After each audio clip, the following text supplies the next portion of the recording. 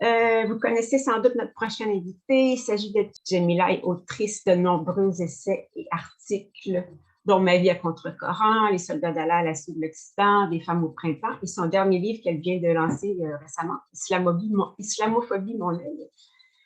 Djamila est militante pour la laïcité ainsi que pour la liberté de conscience et d'expression ici au Québec et dans le monde. Lauréate du prix de la laïcité, elle se joint en 2019 au Centre d'action laïque en Belgique avec l'objectif de rassembler les musulmans laïcs. Bienvenue, Djamila, et merci d'être là avec nous aujourd'hui. Okay. Alors, merci pour cette invitation et cette initiative. Je suis heureuse de pouvoir prendre part à cet échange et cette réflexion sur un sujet évidemment qui est important. Allons droit au but et pour répondre en fait à la première question qu'évoque en moi le voile. En fait, pour répondre à cette question, permettez-moi de faire un détour par mon enfance, mon adolescence et ma jeune vie d'adulte. En fait, moi, j'ai grandi à Oran et j'ai grandi dans un quartier populaire. J'ai fréquenté une école populaire parce qu'en Algérie, à cette époque-là, il y avait une réelle mixité sociale où même si je venais d'une famille privilégiée, eh bien, nous fréquentions tous les enfants la même école, quelle que soit la catégorie sociale. Donc là, je dois dire que c'est un atout qui nous a permis, qui m'a permis à moi de rentrer dans l'intimité des autres maisons, des maisons de mes camarades de classe, où là, donc, elle vivait différemment de ce que moi, je connaissais. Et donc, au départ, en fait, dans la petite enfance, le voilement était plutôt un voilement traditionnel. Et les figures en fait qui étaient voilées, c'était essentiellement des figures qui avaient un certain âge. Donc en fait, les petites filles, il était hors de question de voiler les petites filles. Les jeunes femmes n'étaient pas voilées. Et seules en fait les figures, si je puis dire, d'autorité étaient voilées. Et là, je vous parle vraiment d'une grande ville, hein, Oran. Évidemment, à la campagne, c'était différent. Et petit à petit, en fait, on a vu les choses changer, les choses évoluer. On a vu l'apparition d'une autre forme de voile.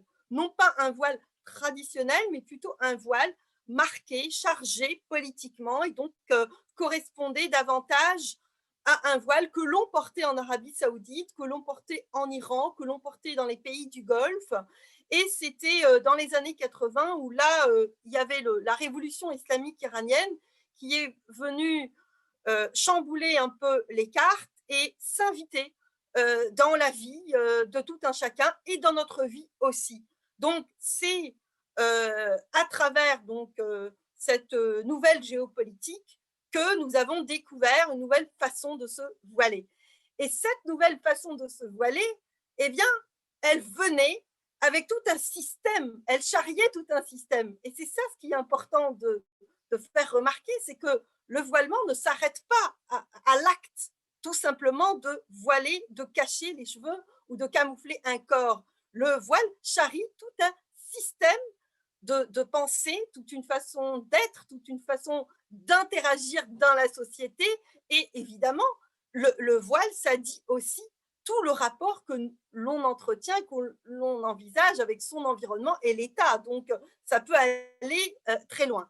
Et en réalité, au début des années 90, c'est là où les choses ont commencé véritablement à se corser, où le rapport de force, je dois dire, a commencé donc à s'inverser, parce qu'avant, les femmes non voilées à Oran étaient majoritaires.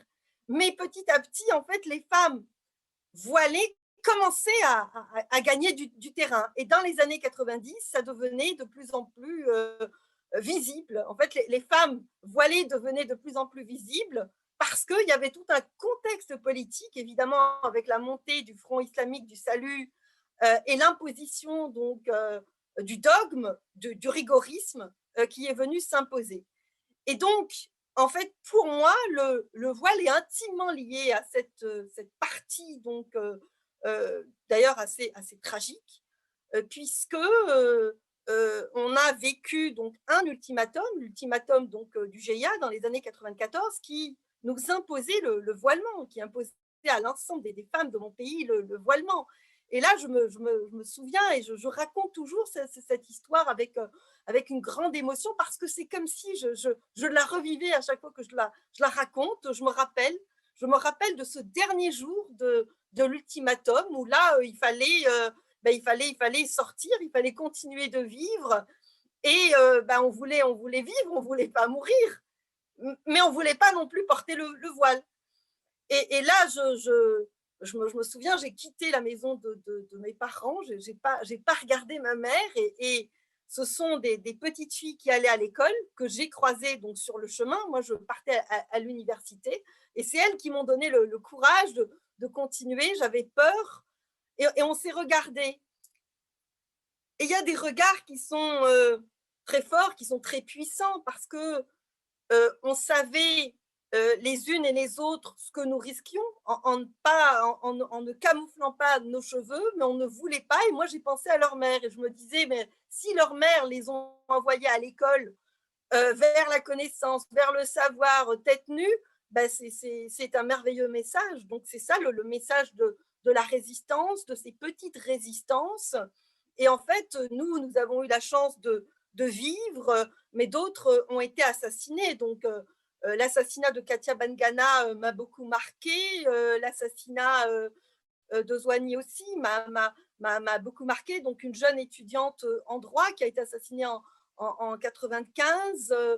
Et donc, pour moi, cette partie de ma vie, elle est importante, et c'est à travers elle que j'appréhende la question du voilement. Alors, pour en venir à votre deuxième question, à savoir est-ce que le voile est-ce que le voile a changé, est-ce que le voile a évolué donc dans les sociétés? Évidemment qu'il a évolué, mais les sociétés aussi ont évolué.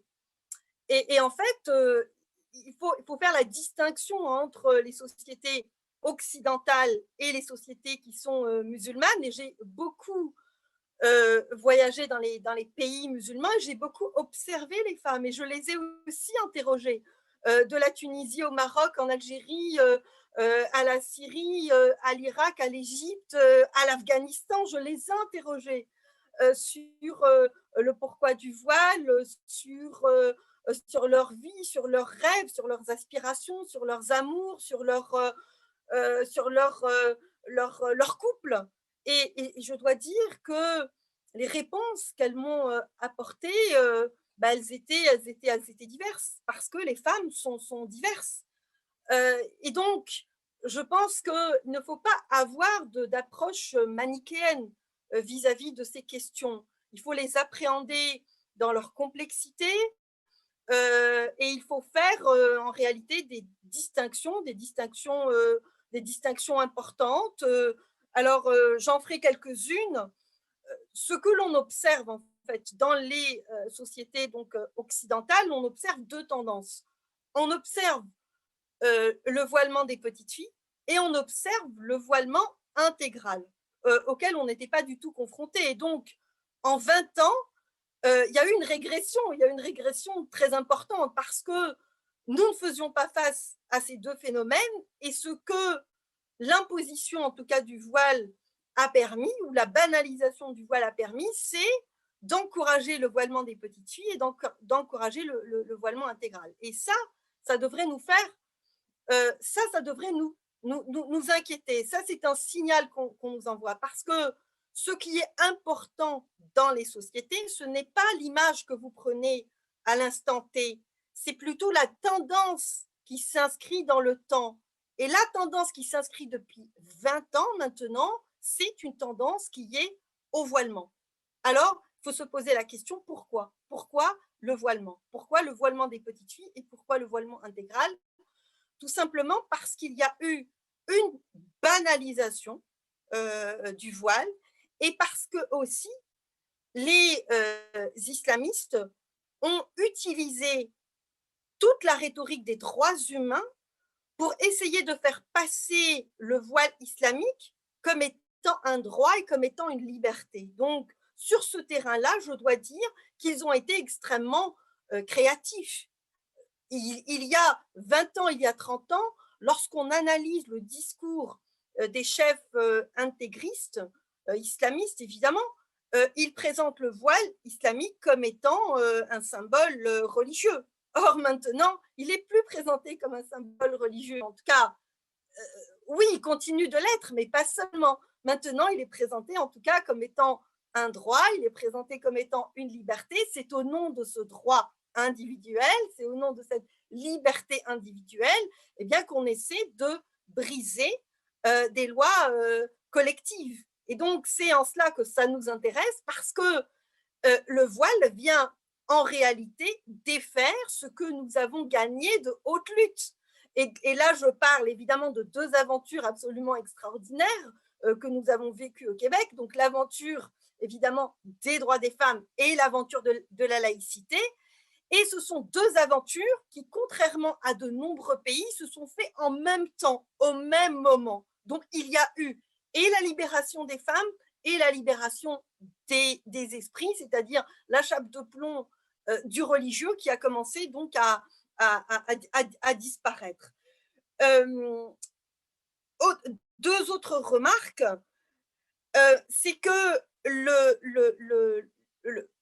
on ne peut pas parler du voile dans l'absolu. Le voile s'inscrit toujours dans un contexte. Et ce qui est intéressant, c'est toujours d'interroger le contexte. Parce que le contexte va nous renseigner sur la portée du voile, sur l'impact du voile, sur la signification du voile. Et c'est ça ce qui est intéressant, c'est de toujours interroger le contexte. Évidemment, le contexte national, mais aussi le contexte international. Et là, ce qui est aussi intéressant de faire remarquer, ça va être mon autre commentaire, c'est que le mouvement du voile est évidemment international, parce qu'on voit aussi à quel point les dynamiques qui ont prévalu dans les pays musulmans ont rattrapé les pays occidentaux. Et donc, on voit bien comment ce que cette histoire du voilement, elle a gagné en puissance grâce aussi à la banalisation dans les pays occidentaux. Et dernière remarque, c'est que, évidemment, il s'agit évidemment d'adopter aussi des stratégies gagnantes. Je veux dire, lorsqu'on défend les droits des femmes, lorsqu'on défend la laïcité, il faut aussi sans cesse rappeler que les droits des femmes et la laïcité, ça génère des droits et des libertés, et ça génère des droits et des libertés non seulement individuelles, mais aussi collectives. C'est-à-dire qu'on doit raisonner et pour un individu et pour l'ensemble des individus, pour la collectivité. Et ça me semble assez intéressant dans notre cheminement au Québec, parce que, évidemment, ça nous concerne, parce que ceux qui veulent, on voit bien que ceux qui veulent défaire la loi 21, on voit bien que ceux qui veulent faire reculer les droits des femmes, eh bien, ce sont ceux qui se prévalent de leurs libertés individuelles, ceux qui se prévalent de leur droit de porter donc, le voile islamique. Et ma dernière remarque, c'est concernant l'enseignement. Évidemment, l'enseignement, c'est dans une société, c'est véritablement une sphère névralgique. Et c'est pour ça que les islamistes ont investi la sphère éducative très tôt dans tous les pays musulmans. Ils ont commencé par polluer cette sphère, par islamiser l'école. Et islamiser l'école à travers les programmes, mais aussi à travers le voile islamique. Et on voit à quel point la poussée de l'islamisme en Europe a commencé aussi par s'attaquer à l'école, en 1989 essentiellement en France, mais aussi en Belgique. Et en cela, veut dire le combat pour garder une école laïque, pour garder une école rationnelle, pour garder une école loin des batailles idéologiques et des batailles religieuses est extrêmement importante. Et ce combat, il mérite véritablement qu'on le mène ensemble au nom, au nom au nom de notre histoire d'abord, parce que c'est une histoire qui est parsemée par ce combat donc, de déconfessionnalisation de l'école, mais aussi par les droits des femmes. Donc voilà en gros les quelques commentaires que je voulais faire. Merci beaucoup, Jamila.